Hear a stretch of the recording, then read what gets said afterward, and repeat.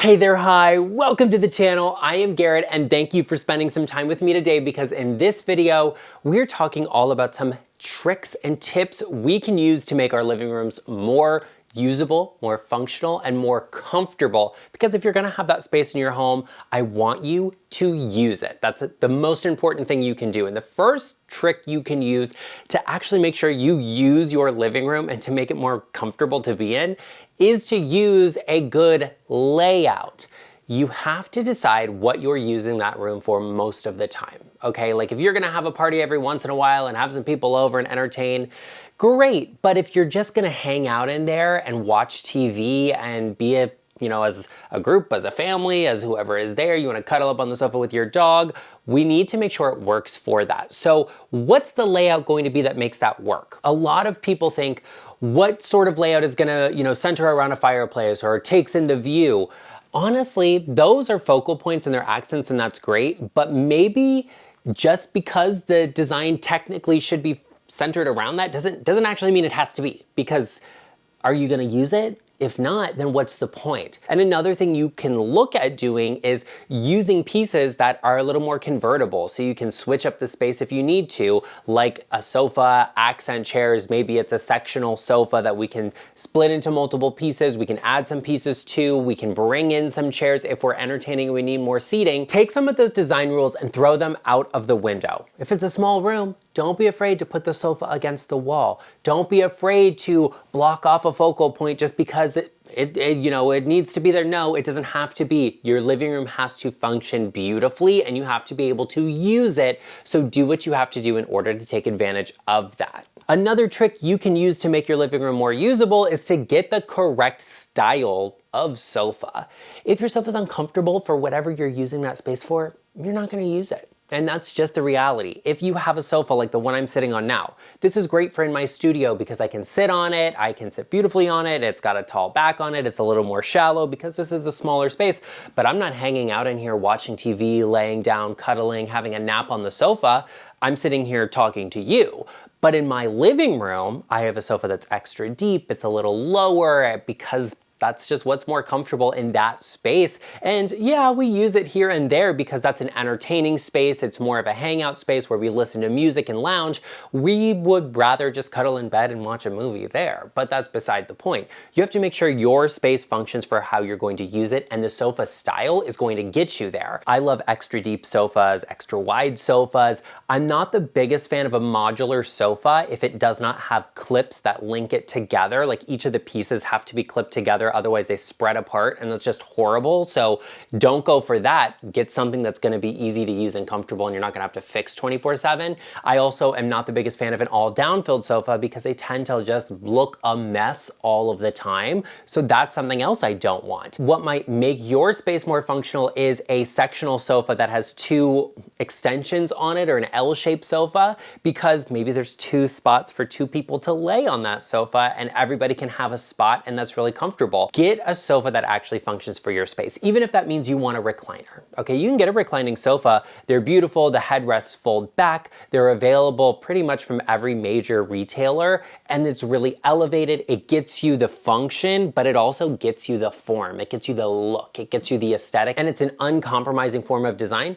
That's something really great too. Don't be afraid to add in an accent chair that is a recliner, or like a stressless style recliner, an Eames chair. Those are really good examples as well. There's all sorts of furniture pieces you can bring into your space that will make it more functional. And that's a great thing to get some feedback from a designer on, because sometimes we may have an outside perspective that will really benefit you and help your space. An example is, I had a client who had a really difficult living room, and you know what? The answer was a curved sofa, something that would fit the space nicely but allow walkability and movement with accent chairs. It was something she didn't think about, but I could recommend to her. So be sure you're thinking about it. You can work with a designer like me by using the link in my description box down below, or by going to intro.co/GarrettLeChic. Something else that will make your living room more usable, and I recommend to a lot of my clients, and people would probably not expect as an interior designer, I recommend, but hey, you know what? I want you using every space in your home, so I'm gonna do what I have to do, is getting a bigger TV.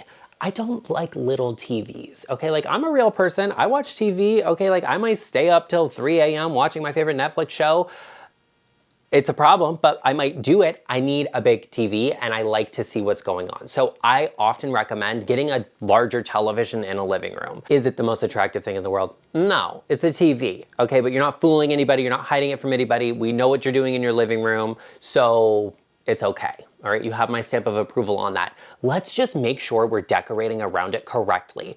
I always want to have a larger piece of furniture under a television, and that's what is really going to balance the scale of that and allow you to have a large TV without it looking crazy. So balancing that out by having a larger piece, the minimum dimension you want is probably like 1.5 the length of the television. So measure your TV and then find something that's 1.5 times the length of that for the furniture piece underneath. And if you're working on a budget, you can actually get 2 of the same furniture pieces. As long as they've got a nice clean square edge, you can put them together side by side and nobody really can tell the difference, and it looks great too. Gets you that look for less, and I love that. You can also flank a television with sconces or lamps. We're gonna get into lighting a little bit more, but there's plenty of things you can do. I also love a frame TV that, you know, has a decorative frame around it. You don't have to go for the frame TV, although I do recommend it, and I recommend you buy it from my Amazon storefront linked in the description box down below, but that's beside the point. Also, make sure it's hung at the correct height.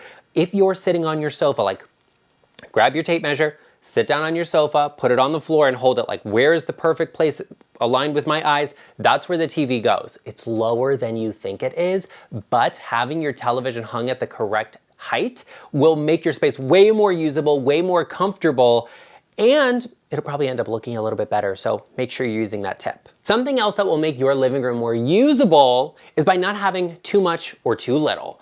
So many of the clients that come to me either have very cluttered and full spaces and we have to pare back on, or they don't have anything, okay? They might have like a sofa and a rug and they're like, what do I do to make this beautiful? And it's like, get some furniture, okay? Like, it'd be nice to have some stuff in here. So you wanna make sure you have a balance there between it being busy and it being empty, okay? Like, there's a fine line.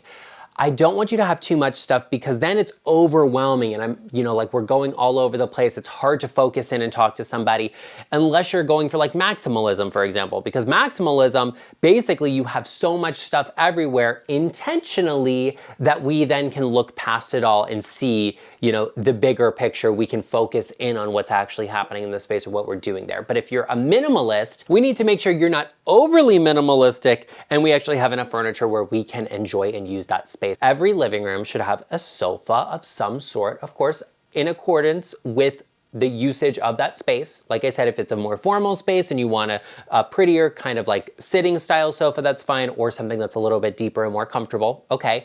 We should have a coffee table of some sort, be it a coffee table, an ottoman, or something like that. Maybe it's just a bench, okay, in that space. And that's just to kind of fill in the middle area. And it depends on the style of sofa you have. If you have a sectional, I always say go for a round table. If you have to walk through the middle of that living room, a round table or an oval table is great. If you have something that's more of that classic linear style sofa, you can get a square table or a rectangular table, that's fine as well. And then we can flank that with chairs. 1 chair, 2 chairs, 1 chair for a sectional, 2 chairs for a sofa, great. And then we need some sort of media storage console behind those chairs to fill that space in. And that's the perfect amount of furniture. You could kind of go without a console if you don't need that. Maybe it's a fireplace there, so we don't need to have something there, but that's a really good starting point. And then if we have, you know, little features or details of the space, if it's oversized and we need more furniture, we can do that, but that's the minimum amount you want to have. So be sure you have enough furniture in the space, but you're not overcrowding things or doing too much either, because then it becomes a busy nightmare and a mess, and nobody wants that. Now, whether your home is big or small, you rent or own, or whatever your style is, be sure you're getting the best design advice, or you're at least getting secondary opinions. And I always offer that here to you twice a week, actually. So be sure you join us by hitting that subscribe button, becoming a part of our YOULECHIC family as we change the world, we improve lives one home at a time through great design. I feel like there was a rhyme in there and I love that for me. And I would love for you to join us, so be sure you hit that subscribe button. I would also greatly appreciate if everyone watching could give this video a like and hit that button and give this video some hype to get it shared out there across the platform. Another way to make your living room more usable is something that is like a nightmare to all of us, and that is glare. Reducing glare and using good lighting principles to do that. And there's a couple of ways we can do this. Now, glare would mostly be on a TV, for example. Like, yeah, I know there's a little bit on this photo behind me, but that's beside the point. And sometimes you end up with that. Like in this instance, it's just because I'm filming here and the way I'm sitting and the way my lighting is that you see that glare. But that's something, you know, you kind of have to deal with every once in a while. In your home, though, there are some best practices we can put into place to reduce that on, let's say, a television. And we can do that through great lighting. Now, like I said, if you have a TV that's big, oversized on the wall, you can add lamps on either side of it or sconces, but we need to make sure that they're either shallow enough that that light is not hitting the front of the television, or they have shades that actually block that off a little bit. So you can actually get shade toppers. They're kind of like light diffusers for the top of a lampshade. They're available on Amazon, in my Amazon storefront, linked in the description box down below. But those are really good things to stop some of that glare hitting the TV screen. You can also use lighting around your space. I love lighting, I love lamps, and so I'm gonna put one in every corner on every surface I can, but those lights need to be diffused lighting. And that just means it needs to have a shade, it needs to be projected onto the wall. It doesn't need to be something where I see the bulb. If we see the bulb, we're not gonna see anything that's on a reflective surface because it is going to be reflected back to us, and we don't want that. An overhead fixture in a living room that projects lighting onto the ceiling is another great way to do that. You won't get a lot of glare on a television screen if you have that.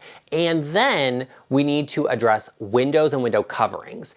You should be using two different types of window treatments when acceptable, okay? Not every window can have two types of window treatments, like having blinds and having drapes. Like sometimes that just doesn't work. So then you only do one, but if you can do two, I recommend it. One on the window, drapery, that's more of a wall treatment than a window treatment. That adds to the aesthetic, it adds lines that create a vertical sensibility to the space, and so I like to have that. But blinds are really where you're gonna get a lot of light filtration in a living room.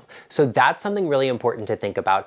I personally like a solar blind, a honeycomb blind, and I'll put them into a window. I may do a Roman shade that's in a sheer material like a linen. Okay, that's gonna filter a lot of light, so the space is not dark, it's not blacked out, but we reduce a lot of the glare you could potentially get. Also, it's nice for entertaining because I don't want to have to look into the sun when I'm in someone's living room. So having a little bit of light filtration, 10 out of 10. You can also add, you know, sometimes depending on your neighborhood, you might have an HOA that won't allow it, but you can add like a tint on your windows that will help prevent UV rays getting in and like bleaching your furniture, which is always something nice. But those light filtering drapes or blinds will also add that into the space, so that's something else worth thinking about. Another way to make your living room more usable, and this is like a 10 out of 10 and something everybody should be thinking about, okay?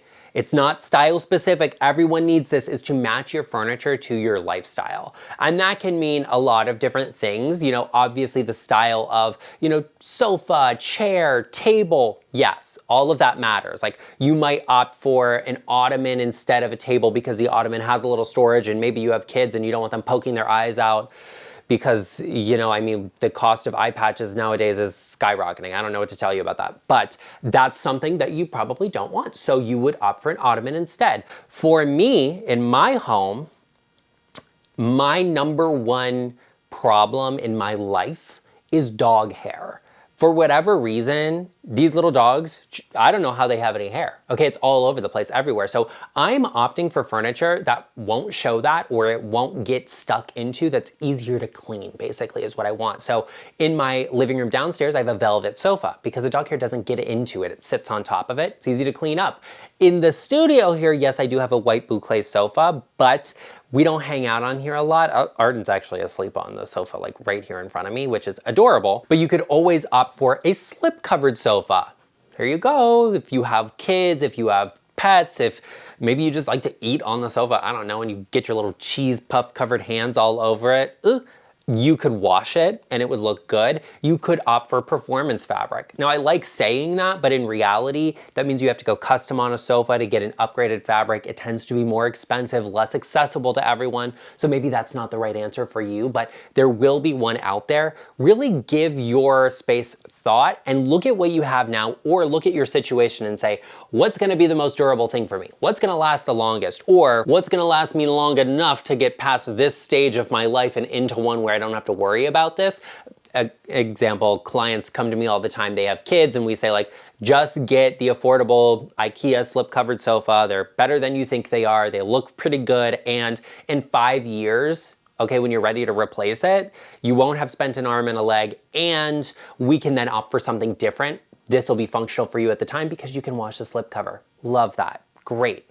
You have the ability to choose those things in your house, and it will make your space more usable. Like I also said, sectionals, right? A lot of them don't have connecting pieces, and so they slide apart. Never in my life would I ever do that, because that is literally horrible. It's horrific. I hate it, and everybody does because they slide apart.